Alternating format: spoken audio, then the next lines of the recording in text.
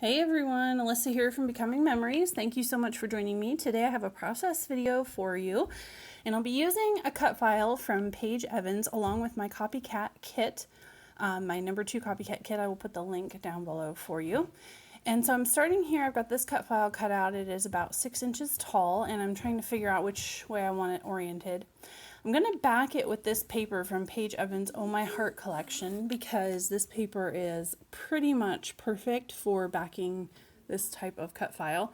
And I'm thinking about using this washi tape to kind of fill in some of the smaller pieces. I've kind of been on a mission to use more washi tape, and so I thought that might be a little bit different texture behind that cut file there. So first I am going to kind of pull out some mixed media here and decide what I want to do with this stencil. This is a 12 by 12 stencil from Heidi Swap, and I just have a piece of white cardstock underneath it. I have not used any gesso or anything. I'm contemplating using this pink. The color actually does match this paper pretty well. Definitely not the black. And then I pull out this minty tealy color. Not really sure what that color is called actually. I will look for you here while I am waiting for myself to decide what I'm doing on this page. And I actually decided here, I pull out the molding paste too because I decided to try a blending technique that I have never done before. And I really like how this turned out. So I'm going to kind of walk you through it here. Mint is the color. That is metallic texture paste in mint from Heidi Swap. And I got it at Tuesday morning. If you're a Tuesday morning shopper and you're interested in that, the SKU is 2027067. So I first take some washi tape and I am taping down my stencil and my cardstock together to my work mat there. And I like to do this just because it kind of keeps everything from sliding around. And when I use these textured pastes and molding paste, I really get annoyed if my definition is not clear and crisp. And so I like to tape everything down just to make sure that it doesn't move. And I'm thinking that this is approximately the place on the page where I want my cut file. I'm going to be using these two 3x4 wallet size photos, and right now I'm thinking something like this for orientation. These are pictures of my kiddos. They are looking at my scrapbooks, and I absolutely love it when they pull out my scrapbooks. In fact, I recently bought a new cabinet that is going to get refinished and put in my scrap room that will display all of my scrapbooks, and so I'm really excited about that because that will really allow them to be enjoyed rather than put in a bin in the shed. So I took a pencil there and I just kind of marked roughly on the page where my cut file is going to go. And now I'm just putting a line of the molding paste on the Vicky Bouton, I'll call it the scraper tool, mixed media tool. I'm not really sure what the name of that is, to be honest with you. But it is very cool. I've only had it for a few weeks. I love it. It's perfect for this because with all of the different angles, it really allows you to control how much of the molding paste goes where, and it does a really nice job of kind of pushing it into the stencil in a very crisp, clear way. So I'm kind of avoiding that area a little bit where the cut file is going to go, just so that I can kind of save myself a little bit on the medium, because as we know, medium is not super cheap, right? So, although I did get this molding paste at Hobby Lobby half off, and that really makes it pretty reasonable. So while that molding paste is still wet, and this is the part that I've never done before, I'm going to go over with this mint colored molding paste.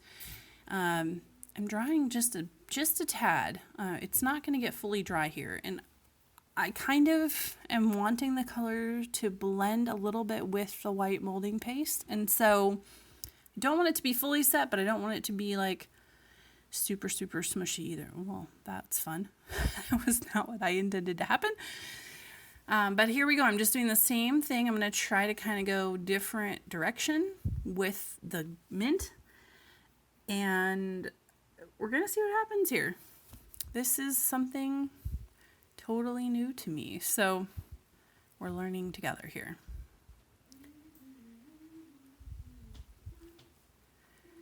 So, and at this point, it's really kind of hard to see what's going on.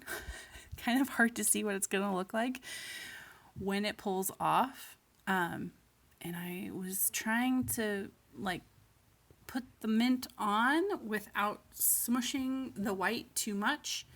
But, yeah, you know, also just kind of like throwing caution to the wind, and what happened happened. So I'm just kind of sticking to that same area.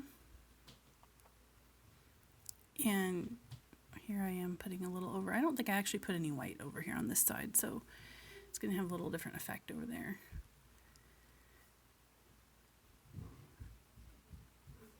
And this is probably kind of boring to watch, but I wanted to show you the whole process without speeding it up, because sometimes it just, some details get lost when things are sped up. And once I finish this background, I am going to back the cut file off camera and then speed everything up for you so that you're not endlessly watching boringness. But I can kind of see how the white and the mint are kind of mixing, and I'm playing around with that to just create the effect that I'm looking for. At this point, I'm starting to get excited because it's actually doing exactly what I wanted it to do. So I'm just wiping off my tool here, and then I'm going to pull off the washi tape and show you the background.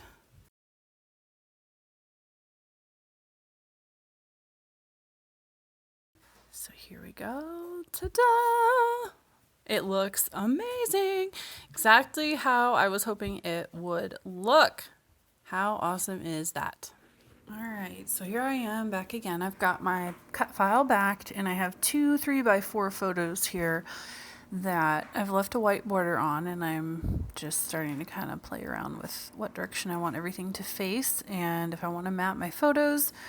All of these papers are from that copycat kit, and that first one that had the different stripes on it, I did use completely to back my cut file. So I'm just looking to see what I might map my photos with that would go with all of those colors in the cut file. And I love how this background turned out, by the way. I think it looks amazing. And I end up covering most of it up, so I'm planning to do it again here in the very near future because I think it just looked awesome. Oops, got my photos in the wrong order. So now I'm switching them around. I'm putting them on this piece of vellum as a little mat just to add a little interest, and but also kind of help them pop off of that background just a little bit more. And here I decide to turn my background around so that more of the pattern that I created will show, and then I turn it again. So much of what I do when I'm creating a layout really is just playing around with things and seeing what I like and what I don't like. So decided to go ahead and fussy cut a bunch of flowers out of this piece of paper. And I'm doing this at 4 times the speed, so hopefully it doesn't bore you too much. I did more fussy cutting later that I cut out completely because I know it's not the most interesting, riveting thing to watch. And this is a very thin paper, so it cuts really easily. I really actually like fussy cutting out of the thinner papers better than I do out of the cardstock weight papers because I feel like you can get a little more precision, and that little... I don't know what to call it. When you close your scissors all the way and it leaves a little pinch or a little rip in the paper, just teeny tiny little, you don't get that on this thinner paper like you do on the cardstock. And so that is one of the reasons I actually enjoy using the thinner paper for fussy cutting. And so obviously I like cardstock weight for backgrounds and, well, virtually everything. But when it comes to the fussy cutting, I really don't mind having the thinner paper. It just goes faster and the end result looks a little bit smoother in my opinion. So if you do any fussy cutting, you probably already know that the secret to a good fussy cut is to keep your scissors in one place and to move the paper. And that's what helps you get those rounded edges that are nice and rounded and are not,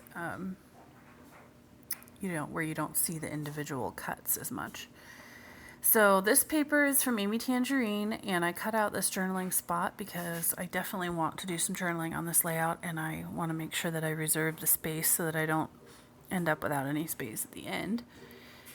So I tuck that under above the photos, and now I'm contemplating some other embellishments. At this point, I'm honestly not quite sure where this layout is going.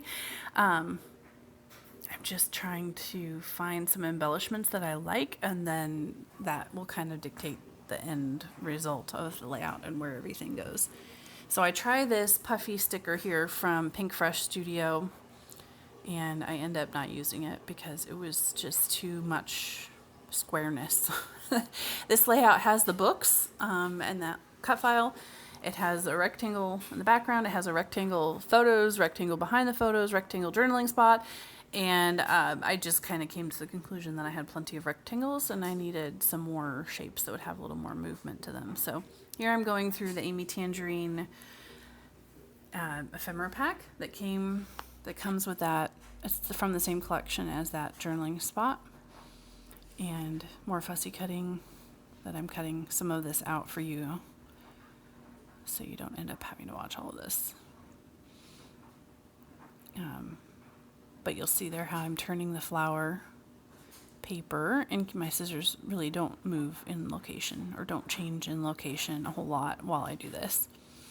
So, and I've said this before in my videos that my layouts, a lot of times I start with a general idea, but I don't necessarily end up with what I started with. There's a lot of fidgeting and playing that happens kind of in the middle of putting everything together.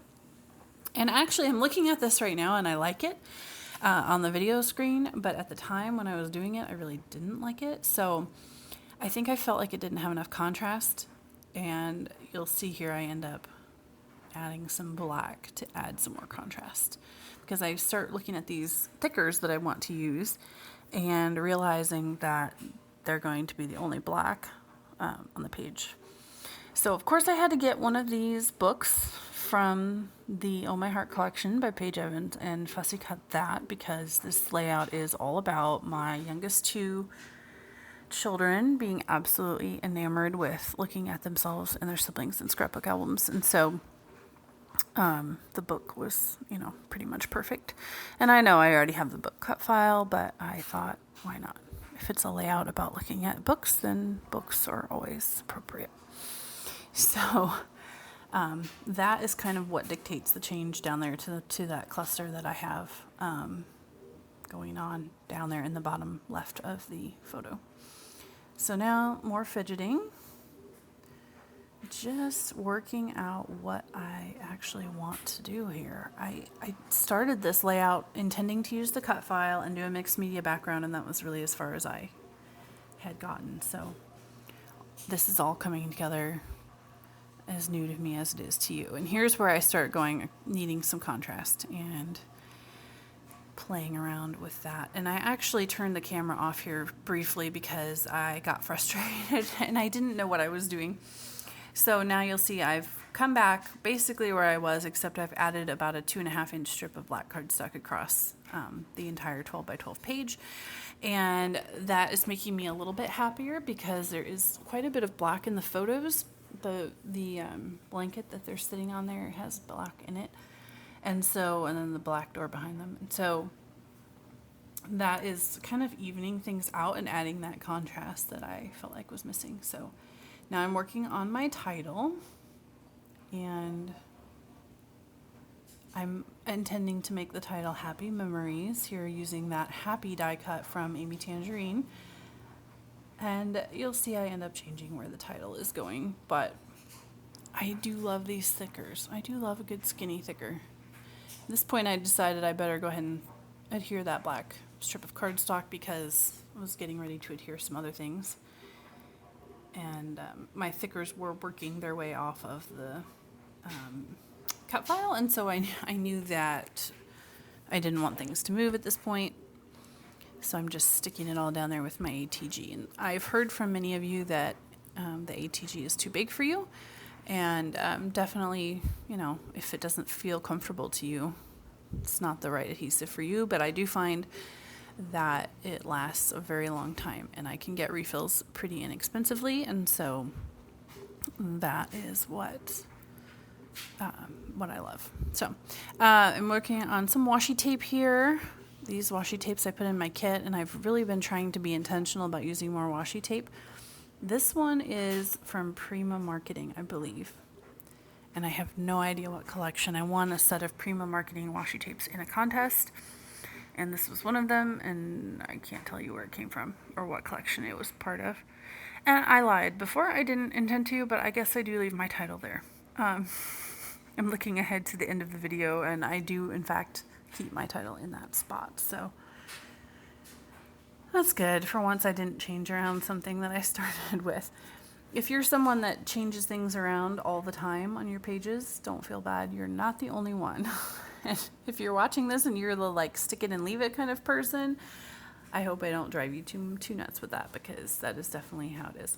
So this is the stamp set from Oh My Heart, and it's actually a journaling planner type of stamp set, but there's this little bird in there that I wanted to use, and it also has journaling lines, and so I thought I would use the stamp to create some journaling lines, and I'm using some black Distress Oxide ink. Black Soot, I believe, is the color. And Distress Oxides are not really the optimal ink for stamping, but most of my ink collection is Distress Oxides, so therefore that is what I use to stamp. I think I do have another black ink from Stampabilities that I could have pulled out, but sometimes it's simply what's the most accessible is what gets used. And I need to do another video updating you on my scrap room organization, because I have added a few things that have really helped. So these are some glitter pens and perler pens from Viva Decor, and I'm going to put some bullet points there up there on that. I'm filling in the, yes, I forgot about that. I'm filling in the pattern a little bit on the background that I did, and now I'm putting some bullet points up there on that journaling card so that I can do some bullet lists up above and then do some journaling down below. This is kind of turning over a new leaf for me. I've been trying to get better about doing more journaling on my pages, and most of the time, the majority of my journaling ends up on the pocket page that faces this page. Like all of my family albums, I do a 12 by 12 on one side and a pocket page on the other side, and I do one spread per week.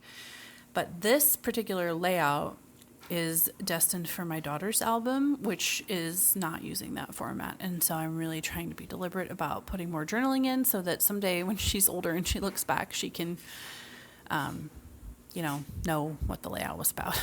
I do have quite a few layouts in my older kids' albums that don't have any journaling, and that is sad. So I'm really trying to do better with that.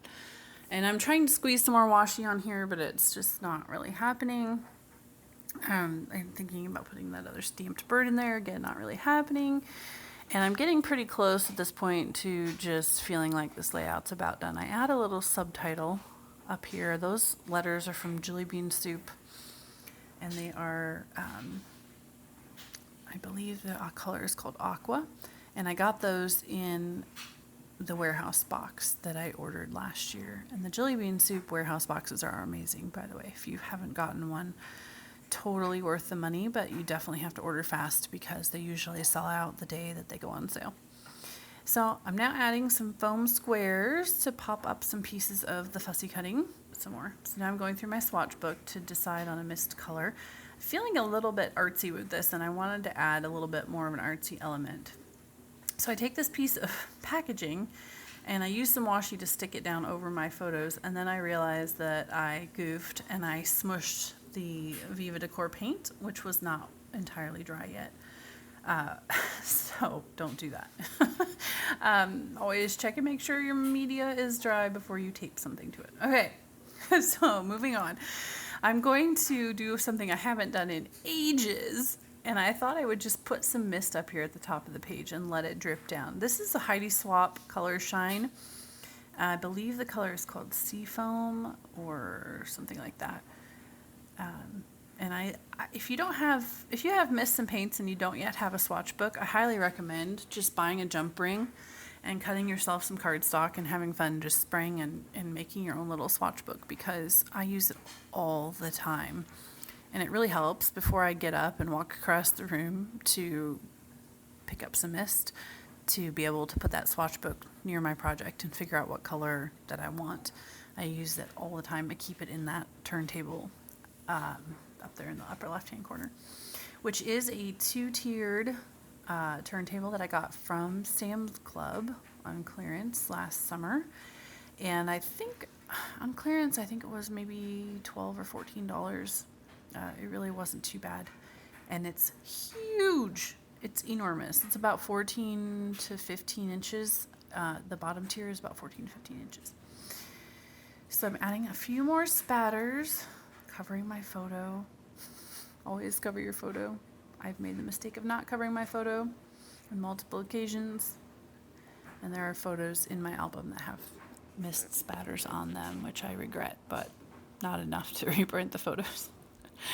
So here I go with more fussy cutting. Basically, I'm pretty much done at this point. I'm just kind of trying to decide what needs to be done, and I add a little photo there, or a little flower, I'm sorry, to cover up where I smushed that